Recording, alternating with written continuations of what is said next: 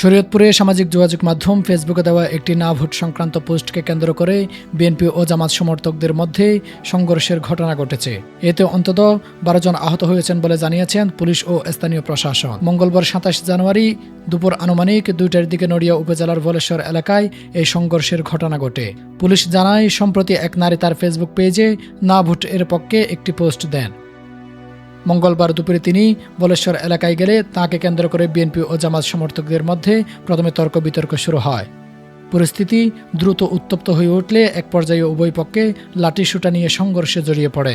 এতে উভয় পক্ষের অন্তত 12 জন আহত হয়েছেন বলে জানান স্থানীয় প্রতিনিধিরা। খবর পেয়ে পুলিশ ও সেনাবাহিনীর সদস্যরা দ্রুত ঘটনাস্থলে পৌঁছে পরিস্থিতি নিয়ন্ত্রণে আনেন। আহতদের উদ্ধার করে বিভিন্ন হাসপাতালে ভর্তি করা হয়েছে। প্রশাসনের পক্ষ থেকে জানানো হয়েছে, বর্তমানে পরিস্থিতি নিয়ন্ত্রণে রয়েছে এবং অতিরিক্ত পুলিশ মোতায়েন করা হয়েছে যাতে কোনো ধরনের অপ্রীতিকর ঘটনা না ঘটে। একজন পুলিশ কর্মকর্তা জানান, ঘটনার প্রকৃত কারণ অনুসন্ধানে তদন্ত শুরু করা হচ্ছে এবং দোষীদের বিরুদ্ধে আইনানুগ ব্যবস্থা নেওয়া হবে। রাজনৈতিক বিশ্লেষকরা বলেছেন, সামাজিক যোগাযোগ মাধ্যমে দেওয়া একটি পোস্ট কিভাবে বাস্তব সংঘর্ষের রূপ নিতে পারে, এটাই তার একটি বড় উদাহরণ। তারা আরও বলেন, রাজনৈতিক সহনশীলতা ও দায়িত্বশীল আচরণ না থাকলে ভবিষ্যতে এ ধরনের ঘটনা বারংবার ঘটতে পারে। Shafiul, true news.